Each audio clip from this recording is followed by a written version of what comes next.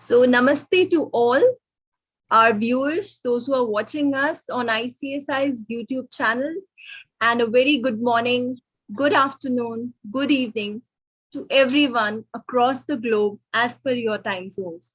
We are glad that you join us every week and your valuable suggestions, inputs, and love that you give us through your emails and everything, that is really, really valuable for us.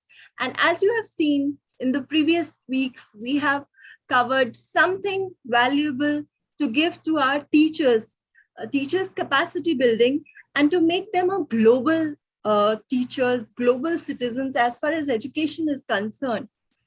And this week, we are again talking on the same thing, but from the perspective of youth, the youngsters, which are very much important force for any country. And when we talk about our NRIs, with whom we are proud of, that they have made their mark by going into the different global arenas, into the different global spaces, and have done something very fruitful, not for themselves, for their families, but bring proud to their own country, motherland, India. And two such gentlemen are with us today. In India, I can say today evening, and across the globe in the various time zones, I can say that you are seeing Mr. Surya Vijay Sastri Kotamarti sir and Mr. Vikas Malhotra, expert in their own field from Canada, and they have joined us from Canada today evening, and it's a great morning in Canada at present. So without wasting any time, I just switch off my slide and directly go to both the gentlemen, our distinguished guests for this particular webinar on to skills development, NRIs for Indian education and skills. And let's see what Canada, what Canadians, what NRIs from Canada have to speak to for our Indian youth as far as their skills development and education is concerned. So on behalf of the entire team of ICSI and our viewers on ICSI YouTube channel, I welcome both of you. Welcome Shri Surya Vijay Shastri Kotamarti sir, and welcome Mr. Vikas Malhotra sir. Namaste. Hello everybody. Ji. So first of all, I would like to say, I would like to give the platform to Shri Vijay Shastri Kotamarti sir, and let's have his views onto this particular thing.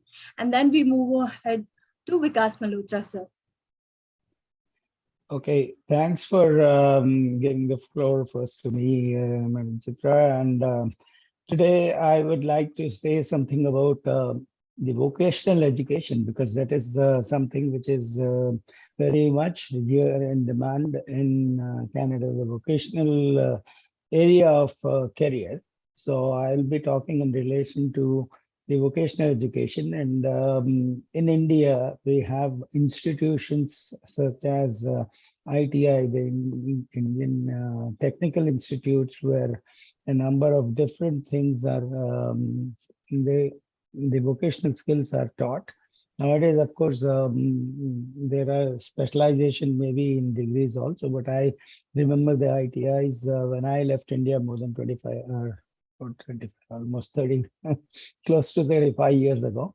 But let me talk about the vocational training. Let's talk about plumbing.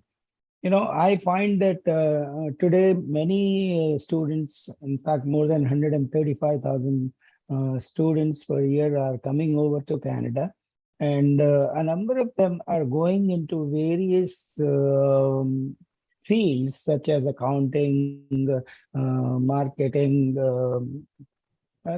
and sciences, different types of education, and they get what is called a graduate certificate, from which is generally a diploma, because here in Canada they do not issue a degree, but they issue that graduate certificate. And I have seen, having lived here for a very long time, I've seen that there is extremely huge demand for vocational services here, and it is difficult to find them. For instance, people like plumbers, electricians, and it's HVAC, that is heating, ventilation, and air conditioning specialists. So all these people have a huge demand here, and it is very difficult to find them.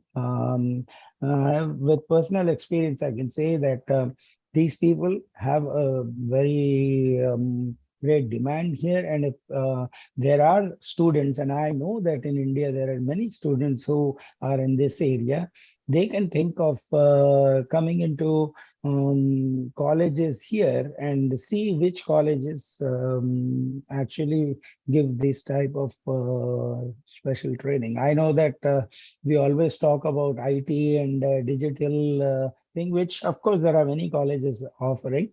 So kindly look into this. This would be my starting statement, and then we will take it forward. Because you can talk. Right, sir. Thank you. Thank you so much, sir. Actually, they always say that you learn from the others. And something like this was always at the back of my mind that, yes, vocational studies, very, very important. And it does not really make a difference so much what kind of a vocational studies. I would say whatever is your interest, like Vijay just said about HVAC. HVAC is huge in demand. But I do want to touch one particular subject of infrastructure over here. Now, Canada is, okay, let's just keep Canada at aside. Let's just talk any place on the earth, maybe including India.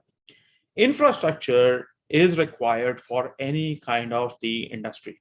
If we talk specifically about the tourism industry or travel industry, I'm not talking about aircraft equipment. I'm not talking about the buildings in which there are offices. The basic infrastructure which is required in any industry is human beings. We are a part of the infrastructure. So we got to develop our skills, and Canada actually will recognize those kind of skills. Last time when I was on this platform, we touched a little bit about some questions people wanted to know about, how to get there, how to migrate there, how to come as a student there.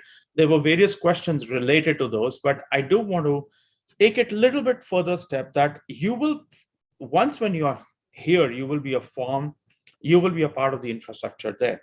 But please keep in mind, it's not going to be a bed of roses initially. I was talking to a few others in the past as well. It's not even that it's impossible. It is possible. And actually, if you know the word impossible, you break it down, it says, I am possible.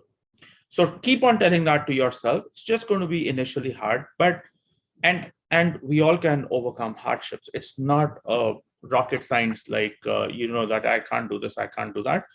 But one thing, coming back to the infrastructure, is if you are coming as a student, you got to be prepared 9 out of 10, unless you're from a very rich background.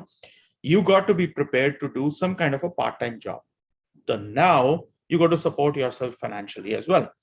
So almost 9 out of 10 students who come over here, they are prepared that yes, they will attend their classes and then they will do some kind of a job which will inculcate them as a part of the infrastructure.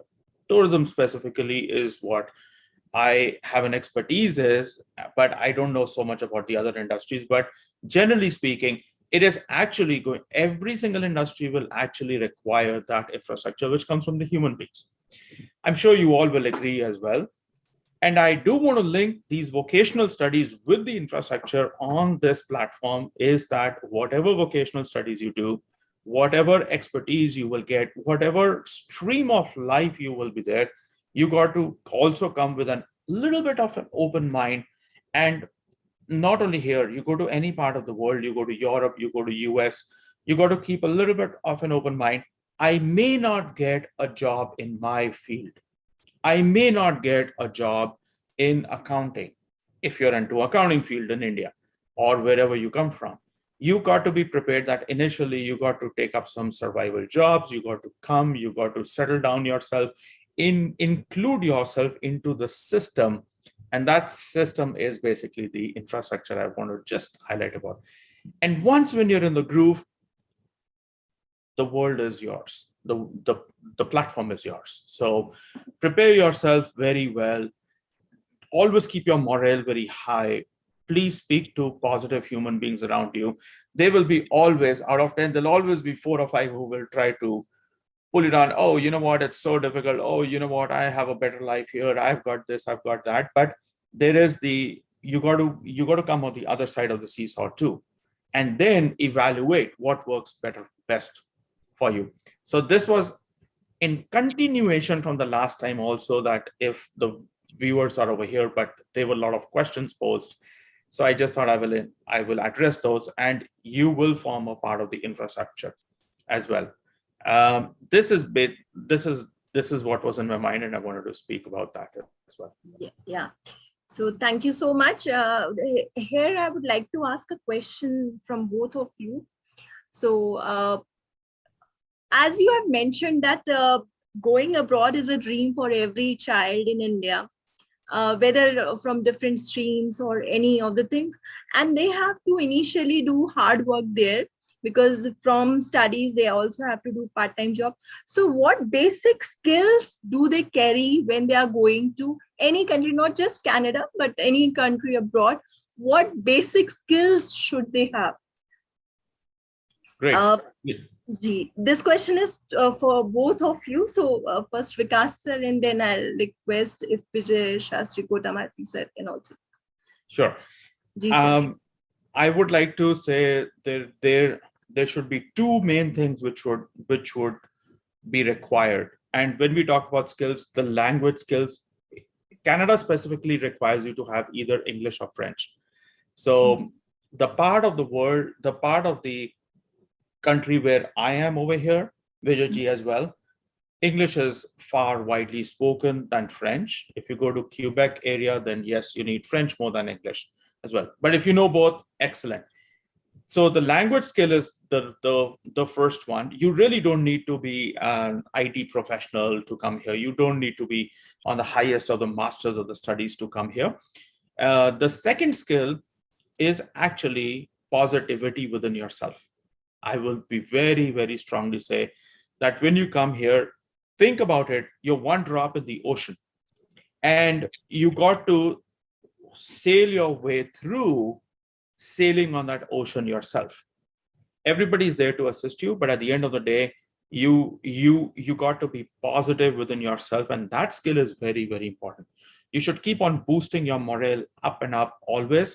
There will be hindrances, obviously. We live in a world that there's nothing very perfect, that nobody's going to make you a, director of a place or something. You got to make your way up. So all that skill of positivity within you is definitely very, very important. And those are the two main things I personally feel is required as a skill. And please allow me also to replace the word hard work. Instead of hard work, I would like to use smart work. Right. I want to give you one little example here. When, let's say that you are residing in a place and your workplace is about 20 miles away, and your college, if you come as a student, is about 10 miles away. Now you're living close to your college over there. So hard work would be that you're taking a transportation, let's say a train or a bus, and you go to your studies, which is closer by. You come back, and then you go to, and then you're back, you freshen up, and then you go for your work, and then you come back and do all of that. So that's all hard work. Your commute is going to cost you at least 2.5 hours, just as an example. But on the smarter side, there are a lot of carpools available over here. You got to get online. You got to see who's going on the same ride. And there are carpools over here. People do that all the time, and that'll save half of your time. So just imagine if you're saving an hour a day, you're still going to do the same work. You're still going to pay almost the same price. But if you're saving an hour in a day and working 22 days in a month, you will be saving 22 hours of your life every single month just by switching over to carpool.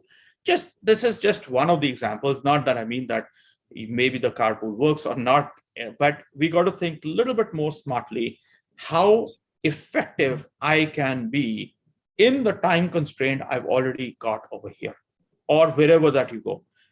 Canada is one example. You could go to US, you could go to Australia, you could go to Europe, wherever. But the concept of smart work always helps.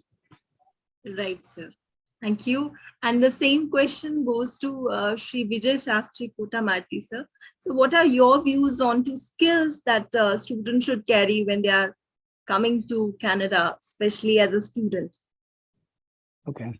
I would like to add to what Vikas has said. He is absolutely right that the skill of English is anyway, I would call a skill as well as a barrier, because in order to come here, you should be very good at English. And even if you manage to somehow get into a school and come here, you'll still have the necessity for you to interact with people. So the language is a definitely very important skill that is required both in English and French, because Canada is a bilingual country. In fact, I would suggest any student who is thinking of migrating to Canada, if they also learn in addition to English, because most of the people in India, because we are a Commonwealth country, know English very well.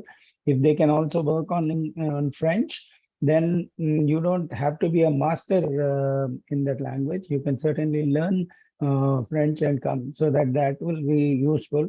But not only the two strengths that he has pointed out, I would say interpersonal skills, like, how you communicate with each other. Here in Canada, in fact, most of the advanced countries, the way things work is that you have to be a team member. You should always work with others and learn how to adapt to what others are saying, because the way we are grown up in India, that we know that we can do anything and we should be able to do anything. But here things are different. They always want people to work as a team. You may know it, and somebody else is suggesting it, so you should see what more you can add to that, because the whole purpose of a team is together each achieves more. That's what is called a team.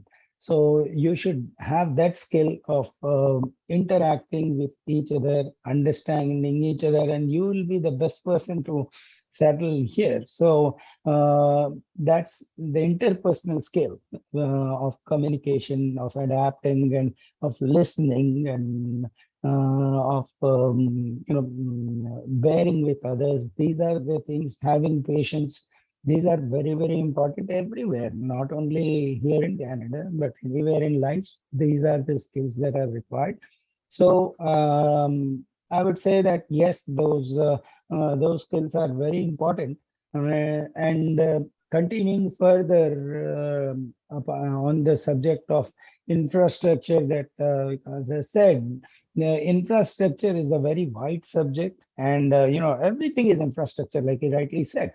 So there is a huge demand for construction in this country, and people who are learning to be contractors, see how to build even small things will be useful. So adapt any subject. End of the day, it doesn't matter which subject you are taking up, but like he rightly said, you should be determined to do it, ready to work.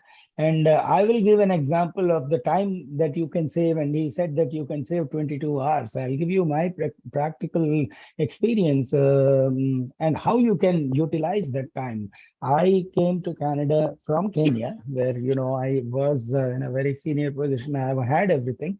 But after coming here to Canada, I started, and I used to have about an hour in the train from the place where we lived and the place where I worked. And I was preparing myself for the US CPA. I'm a CPA by CPA from India, and I'm a CPA from Kenya at that time. And I used to utilize the books for preparing for my US CPA. I worked for almost 18 hours, 9 hours working, 9 hours studying, and I completed my US CPA in the first year, and I completed my US Canadian CPA in the second year. This all was possible because I utilized the time, that extra time that was coming in my hand because of the travel. So he's absolutely right that we are the ones who will decide how to utilize our time. And the best way to do is, I myself have experience, so I will say yes, is said an excellent thing, and everyone should do that. And I have myself not only experienced but also benefited from that. Thank you, sir. Thank you. So another question that I want to place is, which particular job roles or professions, if I say, are much more in demand in Canada, that students should look and they should take the courses so that to build a good career in the later half in Canada? Yeah, that's what I started with saying about that vocational Ji, education, ji. is something people have to look at. And there is a big demand there in India. People are doing that. And I remember ICSI has conducted a number of webinars on the vocational education. Yes. And I did attend some of them. So vocational is a big area. And of course, there is IT, there is accounting. There are many professions. That way, education is something which can always help you. But vocational, according to me, because there are many people who are not coming from that area, I would suggest that they can look into that. And maybe Vikas has more to add. You please, Vikas, you can go ahead and tell if there's there must be many more, but go ahead. Sure. Thank you. Thank you so much.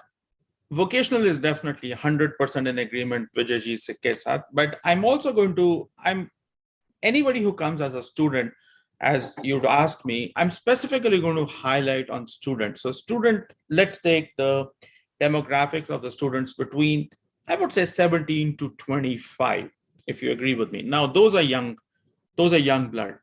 One thing about student, I would like to say, whatever stream of life, whatever studies you do, whatever profession, accounting, vocational, whatever, you got to keep one thing in mind, and that is you should be open for a change. The only constant on this earth is a change.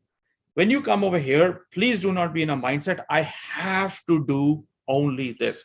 That's a very wrong negative statement in your mind. And I speak to a lot of students back home in India. I speak to them. I speak to lots of students here too.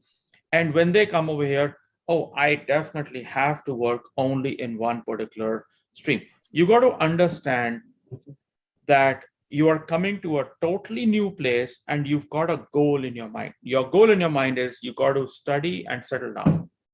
And there is a process involved with that.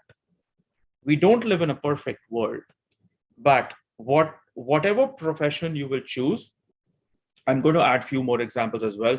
At the back of your mind, let's say that you're into logistics. I'm just going to give you one simple example, and you're into logistics. Now you're working in a logistics firm, you're gaining an experience in that firm, but when your customer service skills are so good, you will see one of the vendors over there in the logistics firm say, hey, I would like to hire you. Now, you got to tell your mind, you know what? I may be paid twice. I may have another step up there. I may do better. I got to keep an open mind. So please come with a little bit of an open mind. Don't just block your mind. This is the only profession I'm going to do. But I will still want to name few of the professions as you've asked me what works very well. So logistics works very well over here. Vocational into anything which is technical, like construction, Vijay has already said that word, works very, very well. Finance and banking works very well too. Really very well. And finance is a huge sector. Within finance itself, you got lots and lots of components, I would say. And one of the biggest component of the finance over here is the real estate. You got to, I mean, like dealing with things like mortgages, dealing with things like investment, banking, dealing with so many other parts really work very well. So if you come from a finance background, that would be very good too. Uh, Let me be biased towards tourism and travel as well. Aviation works very well too. Aviation works in a very meticulous way. It's a process. It's very different. I worked in India, which was great. I worked in Dubai as well. Not that I'm boasting around, but I'm just saying that comparing all of these, there's a big difference in working in North America into the aviation industry as compared to working in Dubai, UAE, and in India. There is a huge difference. There are systems placed over here, and I love it. Personally, that's why I'm still associated for the last 16 years over here in that industry. And everybody, I would say 9.99 out of 10, everything is fair and square. You got to, for whoever you are, you could be the MD, you could be the president of the company, you could be anybody, but you still got to follow the process. You cannot deviate away from that. So the rules and the regulations are laid in such a way that most of the industries are in that way. Like it's not one profession is better than the other, but overall the processes are very fair and square, and they distribute very equally as best as they can. So these were the few industries that I can name that works very well over here. Thank you. Very, very valuable inputs given by both of you. Vijay sir, I want to ask one thing from you, that in India, we have also seen the national education policy have come, and it has given us a very important required changes in our education system. And even entrepreneurship is very much encouraged in our country. So I just want to understand, especially the students that go to Canada and get education there, is there some kind of an incubator system or startups concepts or entrepreneurship concept imbibed in the syllabi of the students, so that they can also get that kind of an education from the very beginning in their graduation and the post-graduation? Or there are separate institutes and separate courses for that? How will you tell us about it? Sure. Actually, the city where I live in, Brampton, there is an incubator, Brampton Incubator Institute, where students who have passed their either a graduation or a diploma or in various industries, and if they have innovative ideas, this incubator system helps them to give their thoughts, and they are selected out of various number of people who apply for that. And this similar type of incubator organizations are there in almost every city. So they are definitely available, but then you have to be one of those people who are innovative, and you have to think out of the box and not just pass the exam and think that job is ready for you. Like as I already said, that you have to always be working hard and ready to accept whatever comes. And if you get an idea, and that idea might be related to the job that you have done, or you can bring in few people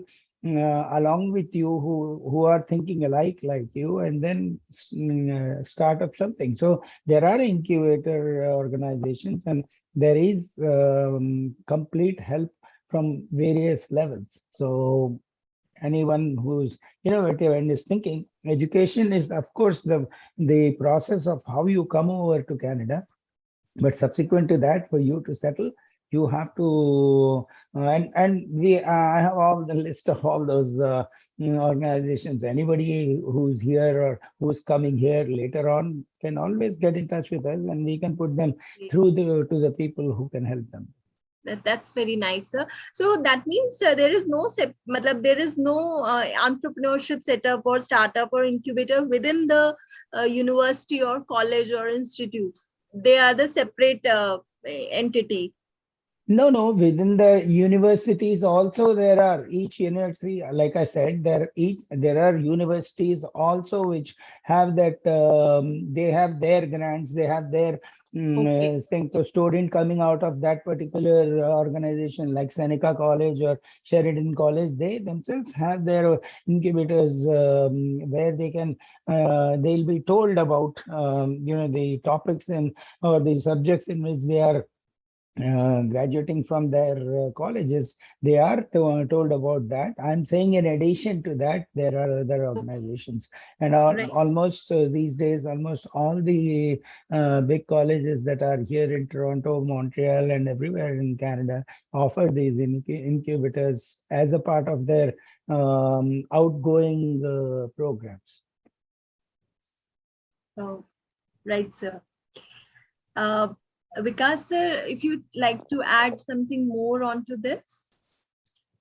Actually, this is an area I will confess I'm not too good in it. I've as a startups or something, but generally speaking, I don't know much about the universities and the startups and incubators. But I would definitely say, if somebody is really interested in a startup, yes, I've seen lots and lots of people doing that, and the younger age you do, the better it is in the long run. This is what I have seen. I could be wrong here, so I'm not a true expert in that, I'll be very honest, but I mean, it definitely needs a very open mind is what I feel.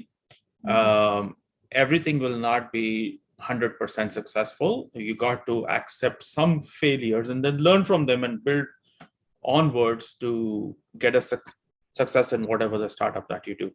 And obviously these things, they depend from course to course, what kind of subject you are choosing. Not in every course you have a startup or something like that, I think. Definitely, yeah. I would think so too. Sir, also I would like to ask, because since you are from the travel background, you're from the travel industry, and you're also talking about vocational. So if you can, you have also talked initially about the infrastructure in travel industry in Canada. If you can just simply elaborate it, that will be good for us, for the students. Sure. So one of the things that when somebody comes as a student, so the priority is to get your studies. Priority is not to, do some startups or to take up a job or be a part of the infrastructure. The studies, the education becomes of your prime importance. But when you have now let's say that somebody is doing an evening classes, there are lots of evening classes as well.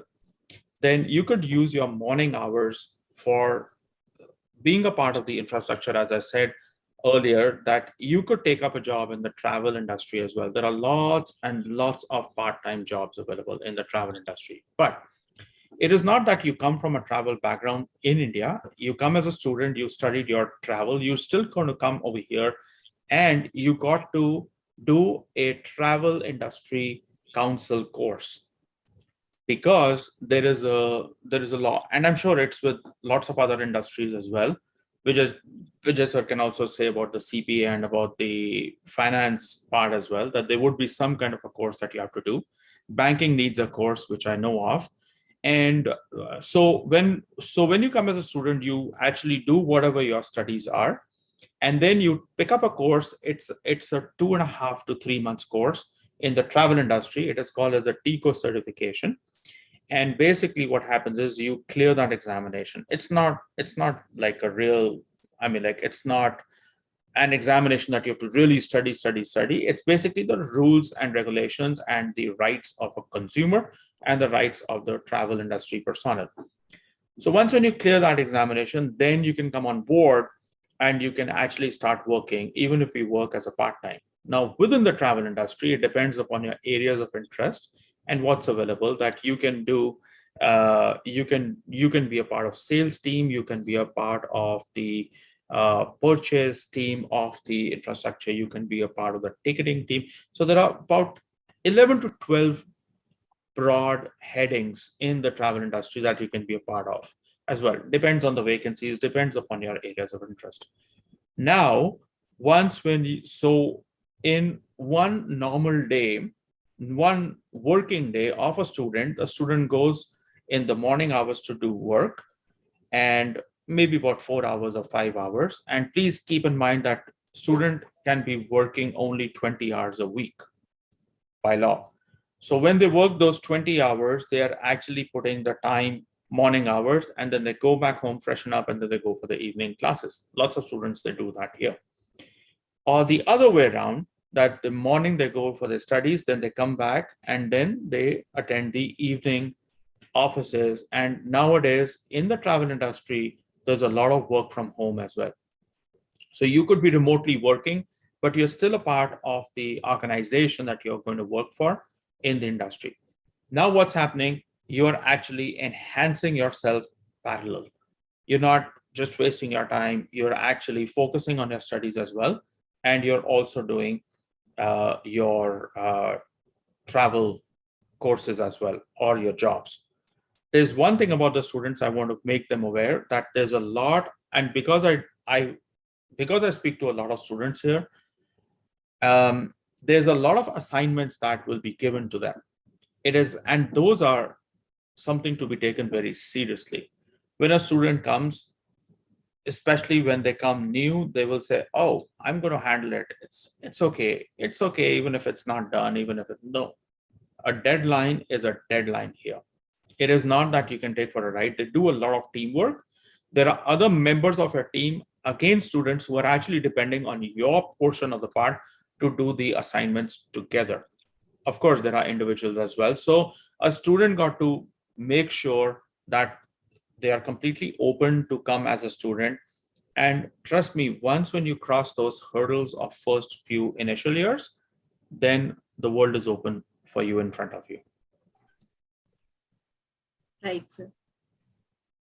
Maybe I'm giving too much of a lecture about all this.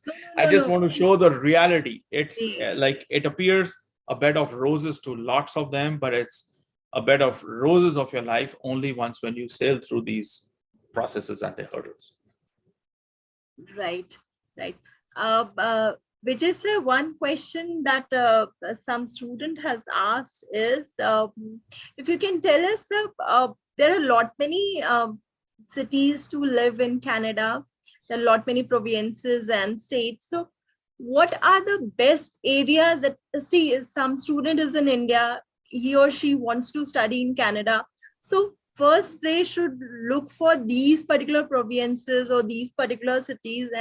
So they should go with that. So what list or what few provinces do you want to name to the students that if you want to come to Canada for the very first time, just look for the colleges or for the living areas or something in these particular things? If you can guide on us onto that. Yeah.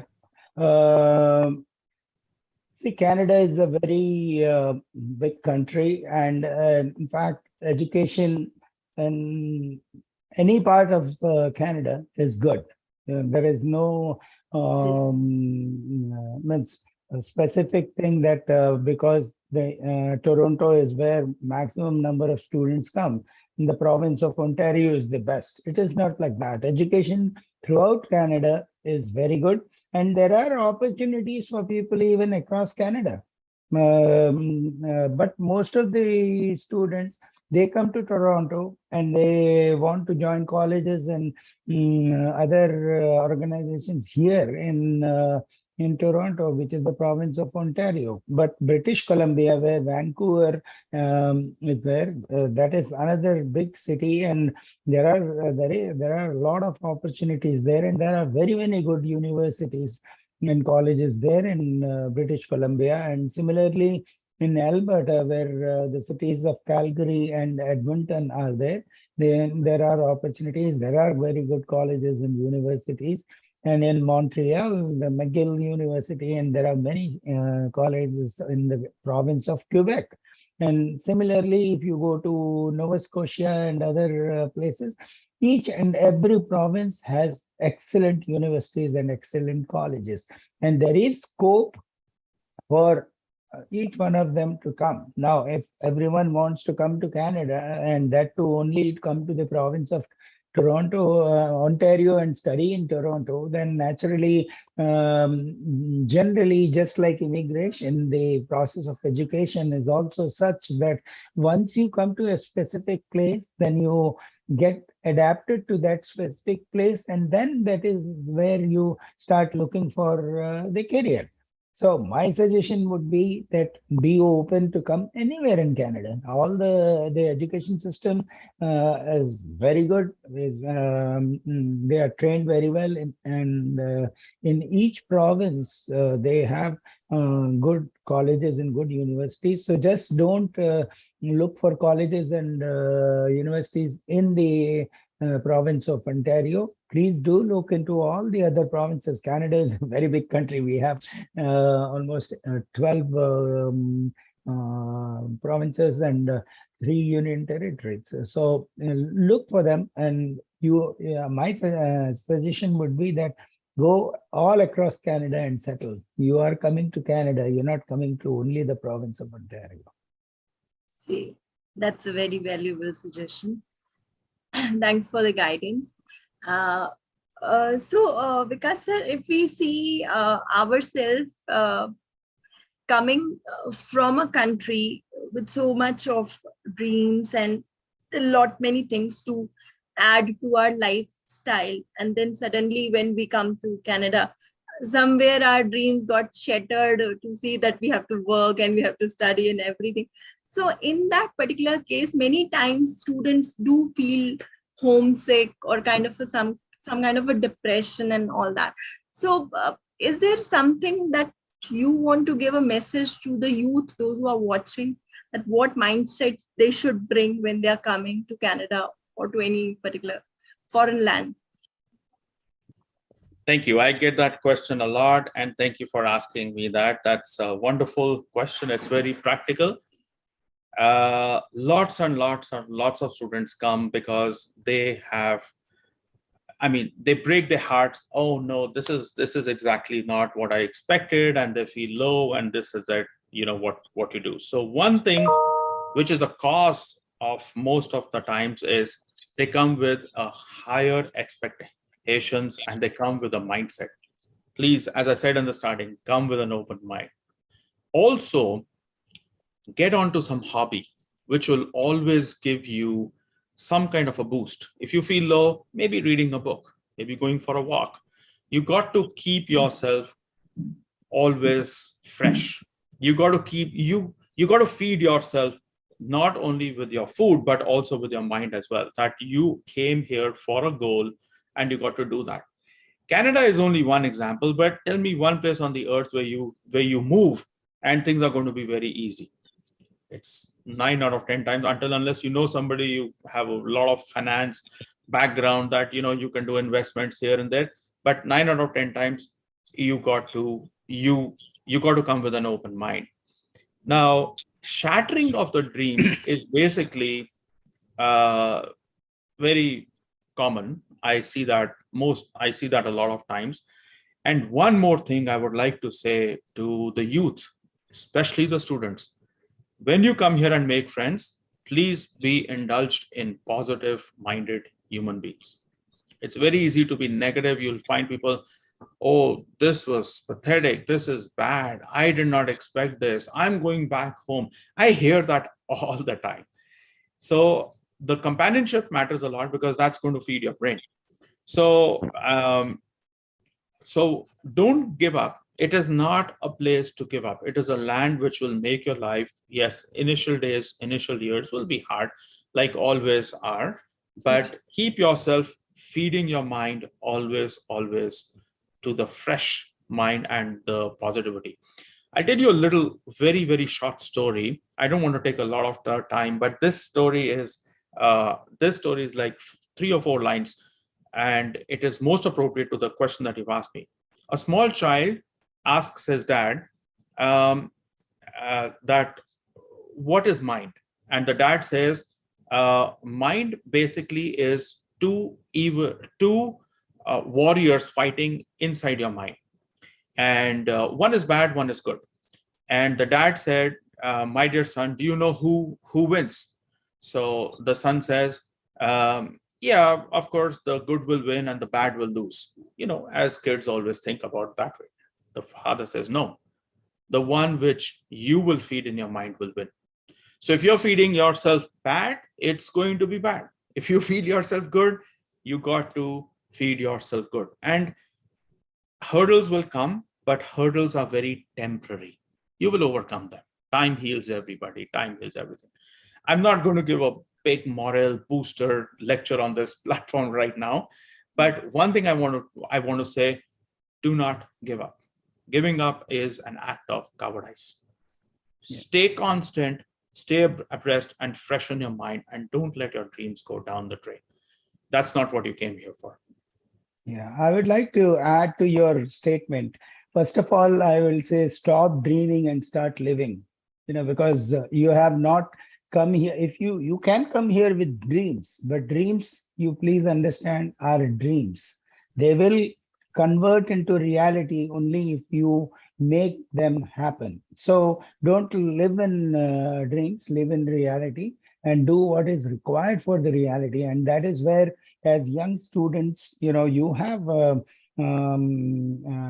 all the support from your parents and from all the infrastructure that is there in these countries. You can adapt yourself the way you want. It is only that, like because Jesus now said that you choose the right thought. So when you choose the right thought, obviously everything will be good. So do not dream, live in reality is my addition to what he has said. Ji, ji. And So, yeah, please, sorry, sir. just the last thing, and Vijay sir has actually hit the nail. He's 100% right. I would like to ask those students whose dreams are being shattered or something, that when you came from India, did you ever live in a perfect world? Was everything according to you? No. Even in India, when we come from, we all come from, we all would have faced some kind of a challenge in our life. It is. I still have to meet one human being who would say, I had the perfect life growing up. It doesn't happen. Maybe, and that's like getting Right. like so we got to understand that Canada is just another land on this earth. The human nature, the tendencies is definitely there. And Vijay sir used the right word: start living. We got to be realistic, we got to be practical, and we got to make our way work up. Right.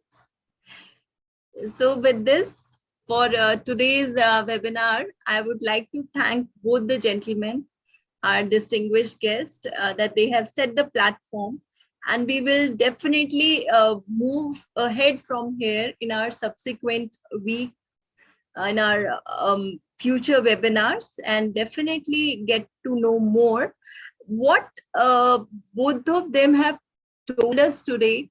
That is very important. That is very, very in depth. When we see ourselves going to a country which is foreign land, if we say, but in that foreign land, how we make our mark, how we live positive, how we grow with times, that is more important. I think that is what the message Mr. Vikas Malhotra ji and Mr. Surya Vijay Sastri Kotamarti sir has given to us. Thank you, both of you, for coming today on our platform, and we look forward to meet you in future webinars. Thank you so much, sir. Good evening. Namaskar. Namaskar from India. Ji, and good morning and good day to you. Thank you. Same to all of you. Ji, thank you all our viewers on the YouTube channel. We'll meet again. Till then, goodbye and have a good